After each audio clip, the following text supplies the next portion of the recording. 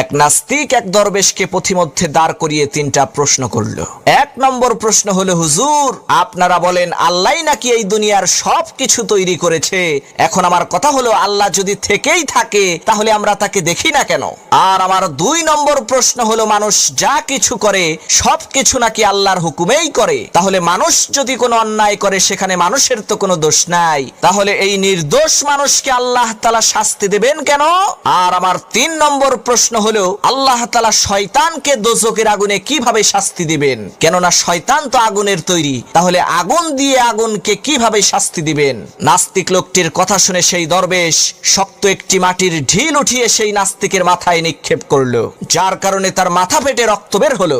নাস্তিক রাগান্বিত হয়ে বিচারকের দরবারে যে সেই দরবেশের নামে নালিশ করলো। বিচারক দরবেশকে ডেকে এনে জিজ্ঞেস করলেন, হুজুর আপনি প্রশ্নের উত্তর না দিয়ে তাকে মাটির চাকা দিয়ে আঘাত করেছেন কেন? তখন দরবেশ বলল, মাননীয় বিচারপতি, তার মাথায় আঘাত করেই তো আমি তার তিনটা প্রশ্নের উত্তর দিয়েছি। প্রথম প্রশ্নের উত্তর হলো, সে বলেছে আঘাত করার কারণে নাকি সে তার মাথায় ব্যথা পাচ্ছে। এদিকে আমরা তার মাথার ক্ষত দেখতে পাচ্ছি কিন্তু তার ব্যথা দেখতে পাচ্ছি না। যেইভাবে ক্ষত দেখা যায় ব্যথা দেখা যায় না, ঠিক একইভাবে আল্লাহর কুদরত দেখা যায়, আল্লাহকে দেখা যায় না।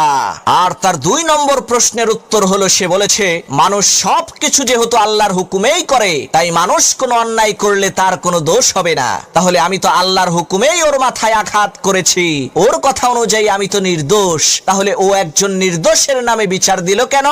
আর তিন নম্বর প্রশ্নের উত্তর হলো, ও নিজেও মাটির তৈরি আর আমি ওকে আঘাত করেছি মাটি দিয়ে, তাহলে ও ব্যথা পেল কিভাবে?